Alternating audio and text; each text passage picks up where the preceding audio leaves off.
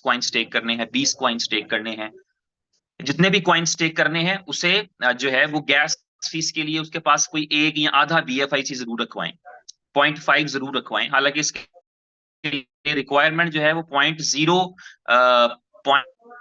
0.0102 type की कोई qualification या रिक्वायरमेंट इसकी रहेगी। ये डिपेंड कर रहा होता है कि उस वक्त लोड कितना आता है, इसको भी फिक्स नहीं किया जा सकता। ये गैस फीस ऐसी चीज होती है, आप इसकी एग्जांपल सबसे बड़ी इथेरियम में ले लीजिए कि अभी तक ये सिचुएशन रहती है। अभी आप किसी को $100 ट्रांसफर करने के लिए जाएंगे तो आपकी फीस शायद $100 से भी ज्यादा लग रही हो, या $30-40 के करीब फीस लग रही होती है, क्योंकि जो है वो आप समझ लें कि जो ब्लॉकचेन पे ट्रैफिक है, जिस तरह आप उबर क्रीम यूज करते हैं तो आपको एक पीक आवर्स के अंदर जो है वो सरचार्ज लगता है, तो इस तरह ब्लॉकचेन के ऊपर भी ये होता है कि जब आपके पीक आवर्स हैं या आपकी एकदम ट्रांजेक्शंस होती हैं, आपके हजारों अकाउंट्स या लाखों लोग आपकी साइट के ऊपर ट्रांजेक्शंस करने लगते हैं, तो उसके नतीजे के अंदर जो है वो गैस फीस जो है वो आपको उसका प्राइस बढ़ जाता है। तो इसलिए इस एहतियात के तकाजे के लिए मैंने कहा कि जब आप गैस फीस रखवा रहे हैं, कोशिश करें कि कोई 0.5 या 1 BFIC रखवा दें, ताकि कोई ऐसा चैलेंज ना आए। और अगर ज्यादा रखा भी रहेगा तो अल्टीमेटली आपकी ट्रांजेक्शंस के काम आएगा। अगर आपने पहली ट्रांजेक्शन तो कर ली, उसके बाद आपको जब कोई विड्रॉल करना है तो आपको गैस फीस रिक्वायर्ड है, किसी को सेंड करने हैं गैस फीस रिक्वायर्ड है, तो वो इस्तेमाल हो जाएगी, वो कहीं जाती नहीं आपकी। दूसरी बात यह है कि जो आपका पहला जब आप साइन अप करेंगे उसके लिए आपको गैस फीस रिक्वायर्ड नहीं है, ये भी अच्छी बात है, इंपॉर्टेंट बात थी, आपके इल्म में होनी चाहिए कि जब आप साइन अप करेंगे, जो फ्री में साइन अप है, जब आप करेंगे या स्टेकिंग प्रोफाइल क्रिएट करेंगे, आप ये कह लें, तो जब आप स्टेकिंग प्रोफाइल क्रिएट करेंगे, वॉलेट तो आप बना चुके हैं, स्टेकिंग प्रोफाइल क्रिएट करेंगे तो आपको गैस फीस नहीं लगेगी। और वो गैस फीस एक्चुअली सिस्टम में लगेगी क्योंकि ब्लॉकचेन ने आपको एक कॉइन देना है, लेकिन वो गैस फीस कंपनी पे कर रही है। आप इसको और आसान लफ्जों में समझ लें, तो वो जो पहला कॉइन आपको मिलेगा जो फ्री में मिल रहा है, जो आपका स्टेक्ड हो रहा है, उसकी जो स्टेकिंग की कॉस्ट है वो कंपनी पे करती है, वो यूजर को पे नहीं करनी। तो अगर किसी के पास फंड्स नहीं भी हो उस वॉलेट के अंदर, तो वो पहला कॉइन उसको फ्री वाला मिल जाएगा और उसका स्टेक भी हो जाएगा। तो ये एक अच्छी बात थी कि जिसके लिए नॉर्मली होता ही है कि अगर इस तरह का हो तो फिर यूजर को कम से कम गैस फीस डालनी पड़ती है, चाहे फ्री टोकन भी मिल रहा हो। तो यहाँ पर ये है कि आपको जो फ्री टोकन मिल रहा है और एक्चुअली वो ब्लॉकचेन पे मिल रहा है, ये बड़ी इंपॉर्टेंट बात है, वरना डिजिट्स भी दिखाए जाते हैं, लोग नॉर्मली डिजिट दिखा देते हैं, तब गैस फीस का कॉन्सेप्ट नहीं। तो ये रियल कॉइन है, ये आपका जो है वो स्टेक होगा, इसलिए जो इसकी गैस फीस है वो कंपनी पे कर देगी पहले कॉइन के लिए।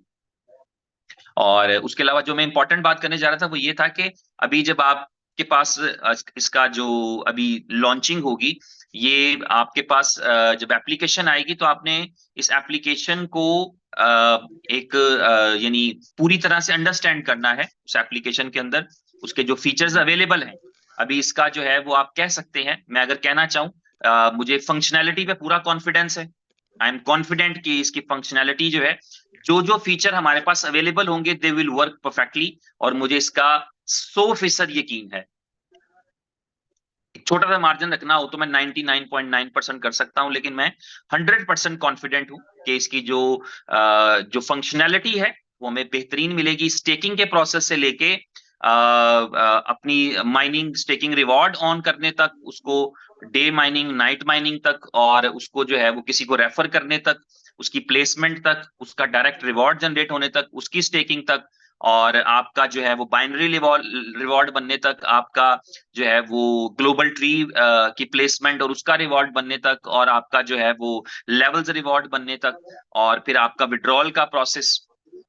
विड्रॉल में मैंने बताया 5% की फीस लगेगी। अगर आप 10 कॉइन विड्रॉ कर रहे हैं 9.5 मिलेंगे, एक विड्रॉ कर रहे हैं तो 0.95 मिलेंगे, 100 कर रहे हैं तो 95 मिलेंगे, 1000 कर रहे हैं तो 950 मिलेंगे। 5% जो है वो BFIC गोल्ड आपका डिडक्ट हो जाएगा जब आप विड्रॉल की रिक्वेस्ट करेंगे। साथ गैस फीस लगेगी, जो माइनर गैस फीस है वो वाली। तो इस तरह से ये सिस्टम और ये प्रोसेस चलेगा। एक छोटी सी वीडियो मैं आपके साथ शेयर करता हूं, और इस उम्मीद पे कि शायद आपको थोड़ा सा इससे गाइड मिल सके।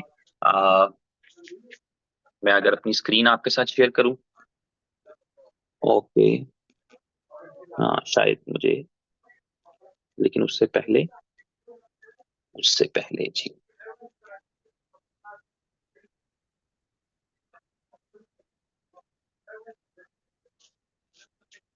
तो मुझे उम्मीद है कि मेरी स्क्रीन जो है वो आपके पास आ रही होगी। स्क्रीन के ऊपर एक वीडियो चल रही है, आप इस वीडियो को देखेंगे तो ये सबसे पहला स्टेप जो है ना, ये स्टेप आपको ये बताएगा कि आपने इसमें जो है वो वॉलेट कनेक्ट कर रहे हैं आप। यानी जब आप एप्लीकेशन को ओपन करेंगे, एप्लीकेशन को ओपन करने के बाद पहली चीज जो आपसे पूछी जाएगी वो होगा कि आपका जो है वो वॉलेट कनेक्ट करना है। ठीक है, ये सब समझ लें, सबको पता होना चाहिए कि जब आप एप्लीकेशन में खोलेंगे पहला काम जो है वो आपको वॉलेट कनेक्ट करना है। और आप वॉलेट कनेक्ट करेंगे अपना।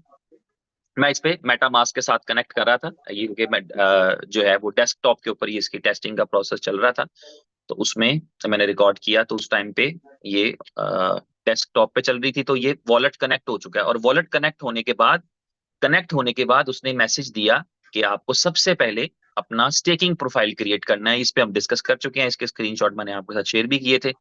तो आप अपना जो है वो फुल नेम बताएं, अपना यूजर नेम बताएं, अपना ईमेल एड्रेस बताएं। एक ईमेल एड्रेस एक यूजर के लिए होगा।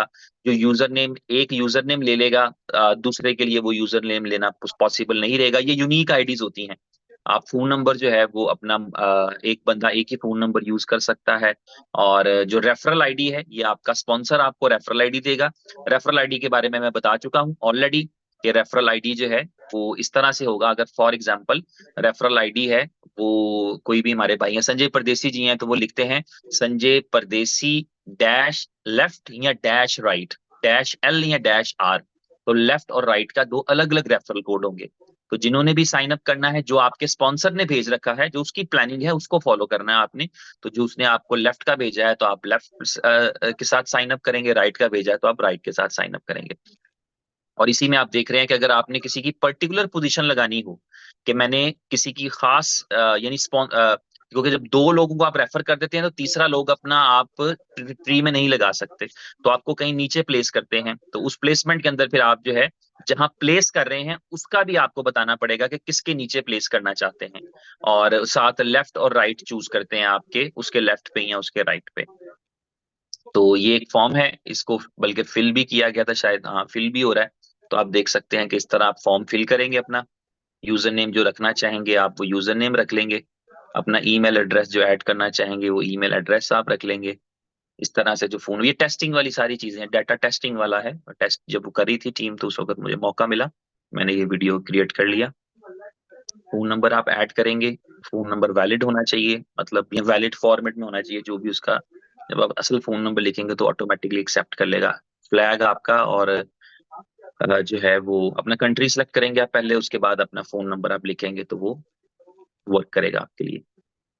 उसके बाद आपने रेफरल आईडी बता देना है, और रेफरल आईडी जो आपके स्पॉन्सर का आईडी था वो आपने लिख देना है। डैश के बाद आप देख रहे हैं इसके अंदर डैश के बाद लिखा जाएगा कुछ आर या एल, एल लिखा गया है स्मॉल में, ठीक है। अब गोल्ड 8-L ये टेस्टिंग के अंदर उन्होंने लिखा। और उसके बाद उन्होंने क्लिक कर दिया क्रिएट स्टेकिंग प्रोफाइल पे।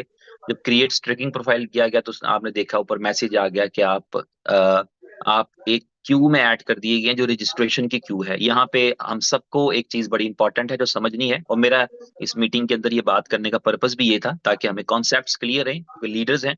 अगर 5,000 लोग अभी सुन रहे हो फॉर एग्जाम्पल, तो इसका मतलब है कि ये बात 50,000 या 5 लाख तक चली जाएगी।